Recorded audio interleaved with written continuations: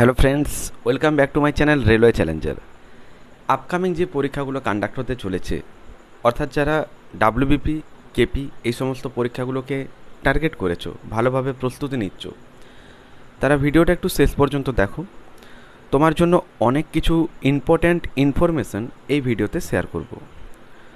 কয়েকটা টপিকের ওপর প্রপারলি ডিসকাস করব, যেগুলো তোমার জানাটা অত্যন্ত আবশ্যক। অর্থাৎ এই যে শেষ 3টে মাস, যদি সেপ্টেম্বরেই পরীক্ষাটা স্টার্ট হয়, ইনফ্যাক্ট আমরা প্রত্যেকেই জানতাম যে ভোটের আগে একটা জয়েনিং হবে, এটা একটা 90% কনফার্ম ছিল। তো যার সত্যতা এখন উঠে এসেছে, অর্থাৎ ঠিক সেপ্টেম্বর মাস করেই কিন্তু পরীক্ষাগুলো শুরু হতে চলেছে। দেখো, ডাব্লিউবিপিটা হয়তো তার 2 মাস বা 2.5 মাস একটা গ্যাপ থাকবে, কিন্তু ফার্স্টে কেপি কনস্টেবলের এক্সামটা কিন্তু কন্ডাক্ট হচ্ছে। পরীক্ষার কম্পিটিশন লেভেল যদি জানতে চাও, সেক্ষেত্রে তুমি মনে রাখবে 5 লাখ পরীক্ষার্থী থাক বা 10 লাখ পরীক্ষার্থী থাক, এখানে কিন্তু এটা ডাজ নট ম্যাটার। কেন জানো? কারণ একটা স্টেট ওরিয়েন্টেড এক্সামে যদি 10 lakh 12 lakh candidate form fill up করেও থাকে, অনেকেই মনে করে যে হয়তো সেখানে প্রচুর কম্পিটিশানটা বেড়ে গেল, কারণ নাম্বার অফ স্টুডেন্ট সেখানে প্রচুর পার্টিসিপেট করছে। কিন্তু তোমরা একটা জিনিস মনে রেখে দাও, যে পরীক্ষাতে 12 লাখ পরীক্ষার্থী কিন্তু পরীক্ষারটাকে সেইভাবে এম করে আসে না, যেভাবে তুমি দিনরাত এক করে পড়ছো, সেটাকে গোল করে এগিয়ে যাচ্ছ। তোমার যে একটা টার্গেট, যে আমি একটা সিলেকশন নেব, এই মেন্টালিটিটা সবার মধ্যে কিন্তু থাকে না। তাহলে অ্যাকচুয়ালি স্টুডেন্ট কতজন থাকে যারা এই পরীক্ষাটাকে প্রপারলি টার্গেট নেয়? দেখো, একটা অ্যানালাইসিস করে দেখা যায় যে মোটামুটি 1.5 থেকে 2 লাখ স্টুডেন্ট এমন হয় যারা প্রপারলি কম্পিটিশানটাকে বাড়িয়ে দিতে পারে। অর্থাৎ বিগত বছরে একটা পরীক্ষার কিছু কাট অফ গিয়েছে, সেই কাট অফটাকে ওরা প্রপারলি হয়তো চেঞ্জ করে দিতে পারে, এই 1.5-2 লাখ স্টুডেন্ট।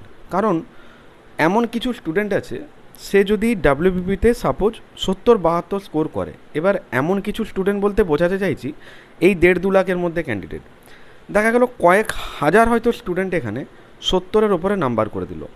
এবার তুমি বলো, পিআরবির যে রিকুইরমেন্টটা আছে, সেখানে যে রিকুইরমেন্টটা তোমরা 11,000 দেখছো, এই 11,000 রিকুইরমেন্ট তো টোটাল স্টুডেন্টদের জন্য না, এটাকে ডিভাইড করা আছে, বুঝতে পারলে? তো সেখানে তুলনামূলকভাবে সিট ক্যাপাসিটি দেখতে গেলে খুবই কম, কম্পিটিশান সেখানে মারাত্মক হবে। এবার স্টেটে আদার কোনো যে সমস্ত এক্সামগুলো, পিএসসি বলো, পঞ্চায়েত বলো, মিউনিসিপ্যালিটির মধ্যে বলো, তারপরে এইদিকে আরও এগ্রিকালচার, আরে ব্লক, সমস্ত যে সমস্ত এক্সামগুলো এসএসসির যেগুলো গ্রুপ সি ডি, এগুলোকেও যদি ইনক্লুডিং রাখা যেত ঠিকঠাকভাবে, সেক্ষেত্রে কিন্তু খুবই ভালো হতো। মানে প্রত্যেকেই কিন্তু সেই সমস্ত পরীক্ষাগুলোতে পার্টিসিপেট করতে পারতো। অনেক স্টুডেন্ট আছে যারা হয়তো প্রাইমারি টেটের পরীক্ষার্থী, আজকে তারা সবাই কিন্তু ডাব্লিউপিকেপিতে উঠে এসছে। এবার তুমি একটা জিনিস সিম্পলি কি ভেবে দেখেছো, যারা এই যে মনে করো যে 55-60 এরকম একটা নাম্বার পেলে সেফ, হ্যাঁ অবশ্যই তুমি 55-60 যদি আউট অফ 85 স্কোর করতে পারো, এটা একটা ভালো, অর্থাৎ তোমার এই নাম্বারটা ভালো নাম্বার, যেটা তোমার পরীক্ষাতে একটা সফলতা এনে দেবে, এটা ঠিক। কিন্তু সিলেকশনটা এনে দেবে কিনা এটা তুমি গ্যারান্টি দিতে পারবে না। যদি বলো কেন? কারণ সিলেকশন নিতে গেলে তোমাকে ফাইনাল মেরিটে নাম তুলতে হবে। এবার ফাইনাল মেরিটে অনেক স্টুডেন্ট আছে যারা কিন্তু খুব অল্প কিছু নাম্বার জন্য সেখান থেকে কোয়ালিফাই করতে পারে না। এই জায়গায় দাঁড়িয়ে অনেক স্টুডেন্ট কিন্তু এটা একটা ভালোভাবে জানে যে ফাইনাল মেরিট জিনিসটা এতটাই ডেঞ্জারাস, যেখানে কিছু নাম্বারের জন্য, অর্থাৎ এই যে 0.25 করে যে নেগেটিভ, কাজ যদি সে একটা কোশ্চেন ঠিক করতো, সে হয়তো চাকরিটাই পেয়ে যেত। এরকম অনেক পরীক্ষার্থী রয়েছে। যারা সিভিক দাদা দিদি রয়েছে, তাদের জন্য একটা মারাত্মক গুড নিউজ, ভালো করে শুনে রাখো। রিজার্ভেশন, কত রিক্রুটমেন্ট, এইসব ভুলে যাও কিছুক্ষণের জন্য।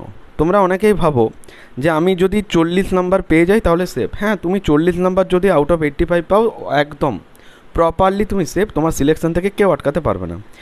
কিন্তু ব্যাপারটা এমন একটা জায়গাতে পৌঁছে যাচ্ছে আস্তে আস্তে, যেখানে কম্পিটিশন লেভেলের কথা যদি বলি, সেটা একটা হাই হয়ে আসছে। অর্থাৎ এখানে তুমি যদি 40 নম্বর পাও, সেই জায়গাটাকে টার্গেট করে তুমি যদি এগিয়ে যাও, তাহলে কিন্তু তুমি সিলেকশন থেকে পিছিয়ে যেতে পারো। ইয়েস, তোমাদের টার্গেটটা সবসময় রাখতে হবে একটু হাই লেভেলে। আমি বলতে চাইছি প্রথম থেকে, এর আগেও যখন ভিডিও দিয়েছিলাম, সেই ভিডিওগুলোতে তোমরা অনেক ভালো রেসপন্সও দিয়েছো।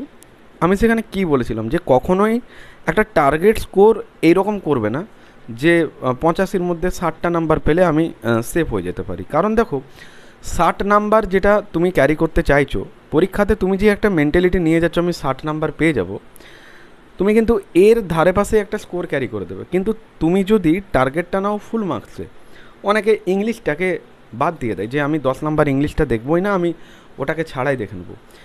আমি একটা ইংলিশের স্ট্র্যাটেজি ভিডিও প্রোভাইড করব, যেখানে তোমাদেরকে আমি কিছু জায়গা তুলে ধরার চেষ্টা করব ইংলিশের, যে জায়গাগুলো পিআরবি টার্গেট করে। অর্থাৎ বিগত বছরের কোশ্চেন অ্যানালিসিস করে দেখা গেছে পিআরবি একটা নির্দিষ্ট প্যাটার্ন ফলো করে। এই প্যাটার্নটা তো স্টুডেন্টরা ধরতে পারে না, কারণ তারা কোশ্চেন্স পেপার পিওয়াইকিউ যখন করে তখন এত কিছু তারা মানে অ্যানালাইসিসটা করতে পারে না। স্বাভাবিক ব্যাপার, এটা আসতে অনেক টাইম লাগবে।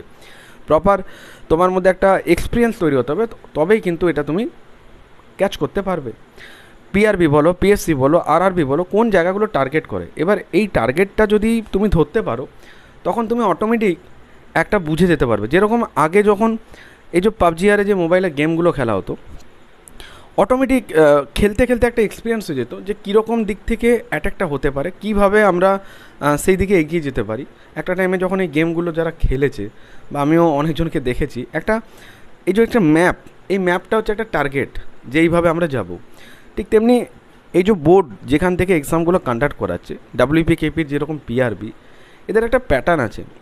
যারা এসআইয়ের এক্সপিরিয়েন্স হয়েছো মন দিয়ে শোনো, ফার্স্টে যে রিটিনটা হবে দেখো কাট আপ তো ভালোই যাবে। এবার একটা কথা ভালো করে মনে রাখো, ম্যাথ, রিজনিং, জিকে খুব যে টাফ হয় এমনটা না। কম্পিটিশনটা হচ্ছে মেন টাইমের, তোমাদেরকে টাইম ইমপ্রুভ করতে হবে।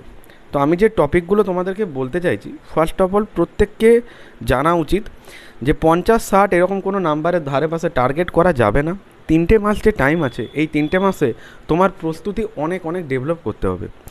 কারণ তুমি এই মুহূর্তে মক টেস্ট দিচ্ছ, তোমরা আমাকে বলেছিলে যে মক টেস্টের স্কোর কী করে বাড়াবো। প্রপার একটা অ্যানালাইসিস চাই, ম্যাথসের যেটা একটা ম্যারাথন ক্লাস চাই, যেটা ডাব্লিউবি কেপির পিওয়াইকিউ ম্যাথগুলো নিয়ে লং ম্যারাথন, রিজনিং, ম্যাথ এগুলো প্রোভাইড করব। ডাব্লিউবিপির কেপির বিগত বছরে আসা সমস্ত প্রশ্নের জিকে জিএসের কমপ্লিট ম্যারাথন ভিডিও আমার ভিডিও সেকশনে রয়েছে। যে ভিডিওটা যদি তুমি একবার কমপ্লিট করো, তুমি নিজেই বুঝতে পারবে যে জিকে জিএস কীভাবে মনে রাখা যায় বা সেটাকে কিভাবে লিঙ্ক করে রাখা যেতে পারে। তার কমপ্লিট ভিডিও যেটা আমার ভিডিও সেকশনে পাবে। ওভারঅল যেটা 2.5 ঘন্টার একটা ম্যারাথন ক্লাস, এই ক্লাসটা জাস্ট তুমি একবার ভালো করে রিভিশন করো, দেখবে অনেক কিছু জিকে তোমার অজানা জিকে যেগুলো খুব ইজি তুমি সেট আপ করে রাখতে পারবে। তো প্রত্যেক স্টুডেন্ট যারা এসআই বা কনস্টেবলের পরীক্ষার্থী রয়েছে, তোমাদের যদি মনে হয়ে থাকে যে কম টাইমের মধ্যে আমি জিকেটাকে একটা দুর্দান্ত রিভিশন করতে পারবো, দেখো জিকেতে অনেকেই বিভিন্ন রাইটারের বই পড়ো, একদম ঠিক, কিন্তু একটা টাইমে তোমাকে এই জিকেটাকে রিভিশনে আনতে হয়। প্রবলেমটা হয় সেখানে। কীরকম প্রবলেম? সাপোজ ধরো তুমি প্রথম থেকে শেষ পর্যন্ত কমপ্লিট করে করে গিয়েছো, এবার অনেকেই বলে যে রিভিশনটা ইম্পর্ট্যান্ট, কিন্তু সত্যি কথা বলতে রিভিশনটা কেউ দিতে পারে না ঠিকঠাক, যে কারণে জিকেতে মার খায়। এবার এখন যদি তোমাকে বলা হয় যে পুরো জিকে তুমি কমপ্লিট করো, অবশ্যই তুমি কিন্তু 95% কোশ্চেন্স কমন পেয়ে যাবে। কিন্তু প্রবলেমটা সেখানেই, জিকেতে কোনো লিমিটেড নেই, ঠিক আছে? জিকে কোনো লিমিটেড নেই, এটা একটা সমুদ্র যার কোনো শেষ নেই, যা কিছু অজানা সেটাই হচ্ছে জিকে। কিন্তু পিআরবি যে জায়গাগুলোকে টার্গেট করে, এটা যদি তুমি আইডেন্টিফাই করতে পারো, তাহলে তোমার কাছে আবার জিকেটা কিন্তু easy. More about 70-80% questions common পাওয়া যায়, কিন্তু সেটা তুমি বুঝবে কী করে? তো তোমাকে মনে রাখতে হবে যে জিকে জিএস একটা ভালো স্কোর ক্যারি করতে গেলে আউট অফ 25 যদি তুমি 15-17টা নাম্বারও বলো যে আমি ডিট্টো কমন নেব, তার জন্য তোমাকে একটা প্রপার অ্যানালাইসিস করে জিকেটাকে পড়তে হবে। তো এই মুহূর্তে যেটা সবথেকে বেস্ট হবে তোমার জন্য, তুমি যদি আমার এই ব্যাচটাতে চলে আসো, আমি তোমাদেরকে জাস্ট বলে রাখি, আমার এই ব্যাচে অনেক স্টুডেন্ট আছে যারা এই ব্যাচে আসছে, তারা এতটুকু কনফার্ম যে জিকে জিএসে অন্ততপক্ষে তারা যে আশাটা নিয়ে আসে যে 15টা নাম্বার 16টা নাম্বার যেন কমন পায়, আমার যেভাবে করানো রয়েছে ক্লাসটা, তাতে করে 20+ কোশ্চেন্স কমন আসবে, এতটুকু আমি তোমাদেরকে বলে রাখতে পারি। এবার তার জন্য তোমাকে সেটা রিভিশন দিতে হবে। মাত্র 19-20টা ক্লাস রয়েছে, এই 19-20টা ক্লাস একটা ক্লাস 2 ঘন্টার করে, যার টেস্টগুলো এখনও বাকি আছে। ক্লাসগুলো গুগল মিটে হয়েছে, যার কমপ্লিট রেকর্ডেড আমার কাছে রয়েছে। তুমি যখনই অ্যাডমিশন নেবে তোমার কাছে একটা লিঙ্ক যাবে, যেখান থেকে প্রপারলি ক্লাসগুলো শিডিউল বাই শিডিউল আসবে। কোনো পিডিএফ আরে দিইনি, কেন জানো? পিডিএফে পড়া হয় না, যেটা কানে শুনে তুমি লিখবে তোমার তখনই কমপ্লিট একটা সুন্দরভাবে মনে থেকে যাবে। যেভাবে ক্লাস করিয়েছি তাতে করে তোমার লিখতে লিখতেই মুখস্থ হয়ে যাবে। এবার তুমি যদি ভাবনা চিন্তা না করে দ্রুত জয়েন করো, সেই ক্ষেত্রে তোমার সুবিধে কী? হাতের সময় যদি আমি 3 মাস ধরে নিই, এই মুহূর্তে জিকেজিএসের যেটা আমার যোদ্ধা ব্যাচটা, এখানে যে কন্টেন্টটা রয়েছে এটা তোমার কাছে যখন পৌঁছে যাবে, তুমি প্রপারলি একটা কপিতে এগুলোকে নোট করো, ক্লাস 1 ক্লাস 2 এইভাবে। এখানে ডেসক্রিপটিভ আছে আর প্রপার লিঙ্ক আপ আছে। লিঙ্ক আপ দ্যাট মিন্স কি, একটা জিকে থেকে এক্সামে আসা অ্যানাদার জিকেগুলো কীভাবে তুমি তার সাথে লিঙ্ক করবে, তার কমপ্লিট নমুনা পাবে এই যোদ্ধা ব্যাচে। তো তোমার যদি মনে হয় যে আমি জিকেটাকে অল্প সময় রিভিশন করব, দুর্দান্তভাবে একটা আমি প্রিপারেশনটাকে হাই লেভেলে নিয়ে যাব, তাহলে এই অল্প একটা টাইমের মধ্যে এটা কমপ্লিট করা তোমার পক্ষে পসিবল। এটা কমপ্লিট করে তুমি 2বার রিভিশন পর্যন্ত দিতে পারবে। আর এই ব্যাচের এখনও টেস্টগুলো বাকি আছে, গ্রুপে জয়েন করিয়ে দেবো, সেখানে সমস্ত কিছু আপডেট পাবে। যারা অঙ্কে একটু চিন্তিত রয়েছে যে ম্যাথটা নিয়ে কী করবো, আমি তো ম্যাথে খুবই উইক, কী করা যেতে পারে, যদি 10টা নাম্বারও পেতাম খুব ভালো হতো, এরকম তো চিন্তাভাবনা মনের মধ্যে হয় অনেকের। সব কিছু চিন্তাভাবনা ভুলে যাও, কারণ এখানে যে কোর্সগুলো করাচ্ছি, এর কোশ্চেন যেগুলো করাচ্ছি, এর বাইরে কিছু হবে না। এই টাইপগুলোই পরীক্ষাতে ডিট্টো কমন পাবে। কিন্তু সবথেকে মোস্ট ইম্পর্ট্যান্ট যে জায়গাটা, সেটা হচ্ছে তোমার নিজের প্র্যাকটিস আর আমার এই জার্নি। তখনই সফলতা পাবে যখন তুমি মন দিয়ে পড়াশোনাটা করবে। দেখো, অনেক সিনিয়র দাদা দিদি, অনেক সিভিক দাদা দিদি যারা রয়েছে, তোমাদের যদি মনে হয় যে হ্যাঁ এই 3টে মাসের মধ্যে আমি সিলেকশন নিতে পারি, তাহলে দেরি না করে তুমি স্ক্রিনে দেওয়া হেল্পলাইন নাম্বারে যোগাযোগ করে নিও। তোমাদেরকে বলে রাখি, তোমরা হয়তো ভাবো যে একটা ব্যাচম্যান হয়তো অনেক প্রাইস হতে পারে, এমনটা না। আমি প্রথম থেকেই বলেছিলাম যে আমি স্টুডেন্টদের কাছে ব্যাচ প্রোভাইড করব ঠিকই, কিন্তু যে প্রাইসটা আমি রাখবো, অর্থাৎ ব্যাচের যেটা ফিস রাখবো, সেটা তারা যেন খুব সহজে পারচেস করতে পারে। এমন না যে একটা ব্যাচের দাম এমন রাখবো যেটা ওকে বাড়িতে বলতে হবে, 3-4 দিন টাইম নিতে হবে। এটা এমন একটা ব্যাচ যে ব্যাচটা তোমাকে সিলেকশন দেবে ম্যাথ জিকে। তো তুমি যদি ব্যাচে আসতে চাও, তার সম্পূর্ণ ইনফরমেশান তুমি এই নাম্বারে যোগাযোগ করবে, হোয়াটসঅ্যাপ করে জাস্ট WPKP লিখে দেবে। যোদ্ধা নিতে চাইলে যোদ্ধা, বা ম্যাথ বা যোদ্ধা দুটো চাইলে ম্যাথ প্লাস জিকে এটা লিখে দেবে। অনেকেই যারা অ্যাডমিশন নিচ্ছে তারা ম্যাথ প্লাস জিকে, ওদেরকে দুটোই নিতে হচ্ছে যারা দুটো নিচ্ছে, আর যারা শুধু যোদ্ধা নিচ্ছে তারা যোদ্ধা ব্যাচ লিখে দিচ্ছে। এবার এই ব্যাচটা তোমার পরীক্ষাতে সাফল্যতার চাবিকাঠি হয়ে উঠবে, কারণ এখানে যে 20টা ক্লাস, এই 20টা ক্লাসের মধ্যে তুমি যখন কপিতে নোটটা করে নেবে, তোমার হয়তো দেখবে প্রায় 200 পেজের মতন একটা নোট তৈরি হবে একটা খাতাতে। এবারে 200টা পেজ তোমার রিভিশন করতে তুমি যদি পার ডে 4টে করে পাতা পড়ো, 50 দিন। আর আমি বলেইছিলাম যে 1.5 মাসের মধ্যে কমপ্লিট হবে, বাকি 1 মাস তোমার আরেকটা দুর্দান্ত রিভিশন হবে। প্রপারলি জিকেজিএসের যে জায়গাগুলো পিআরবি টার্গেট করে, তোমার কাছে সেগুলো আসান হয়ে আসবে।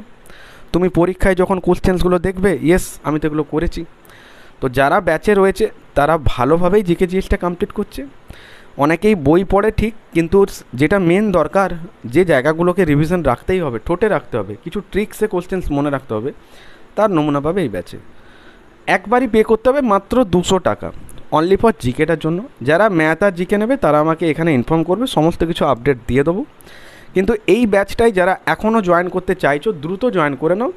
পরীক্ষাতে তুমি 15+ তোমরা যে টার্গেট রাখছো, তুমি এর থেকে আরও বেশি নাম্বারই কমন পাবে, রাইট? আর দুপুর 3টে লাইভ সেশন হয়, 2:30 থেকে 3টের মধ্যে ক্লাসটা স্টার্ট করি, কোনো দিন 2:30, কোনো দিন 3টে। তো যারা নিউ ভিউয়ার্স তারা অবশ্যই রেলওয়ে চ্যালেঞ্জারে সাবস্ক্রাইব করে রেখো, আর নোটিফিকেশানটা অল করে রেখো, যাতে করে ক্লাসগুলো নোটিফিকেশান পৌঁছে যায়, গুরুত্বপূর্ণ আপডেট এগুলো সবার প্রথম তোমার কাছে পৌঁছে যায়। আর ভিডিও ডিসক্রিপশন বক্সে দেখো টেলিগ্রাম গ্রুপের লিঙ্ক দেওয়া রয়েছে, ওখানে জয়েন করে নিও। লুসেন্ট জিকে যেটা ওখানে প্রোভাইড করা হয়, যার বেঙ্গলি ভার্সনে সিলেক্টিভ টপ 1000 কোশ্চেনের day by day page upload করা হয়। আর নেক্সট সানডে থেকে তোমাদের কাছে কেপি কনস্টেবলের মক টেস্ট যাবে, যে মক টেস্টটা তোমরা আমার টেলিগ্রাম গ্রুপে পেয়ে যাবে, যার অ্যানালাইসিস আমি ইউটিউবে ভিডিওতে প্রোভাইড করে দেবো। ওকে, তো প্রত্যেকে মন দিয়ে পড়াশোনা করো, তার পাশাপাশি গ্রাউন্ডে প্র্যাকটিস করো। আর যারা এখনও চিন্তাভাবনা করছো, এটাকে সরাও, আর সরাসরি এখানে যোগাযোগ করে ব্যাচের অ্যাডমিশন নিয়ে নাও, যেটা তোমার এক্সামে অনেক হেল্প করবে। দেখো, এই যে প্রাইসটা, এই প্রাইসটা তুমি হয়তো কোথাও এরকম পাবে না, কিন্তু এটা আমি বলতে পারি যে আমি যেটা দিচ্ছি কমন তুমি পাবে।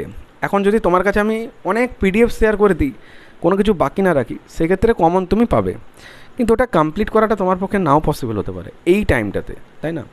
কিন্তু আমি যেভাবে এটা কমপ্লিট করেছি, তাতে করে একটা সিলেক্টিভ কোশ্চেন্স যেগুলো পিআরবি টার্গেট করে, তুমি যখনই এটাকে কমপ্লিট করে নেবে, এখান থেকে যে তুমি কমনটা পাবে এটার একটা আলাদা ইন্টারেস্ট। কারণ আমি প্রপার অ্যানালাইসিস করেছি, আমার অ্যানালাইসিস করে যেটা দেখা গেছে যে হ্যাঁ এখান থেকে 70-80% কমন থাকবেই থাকবে।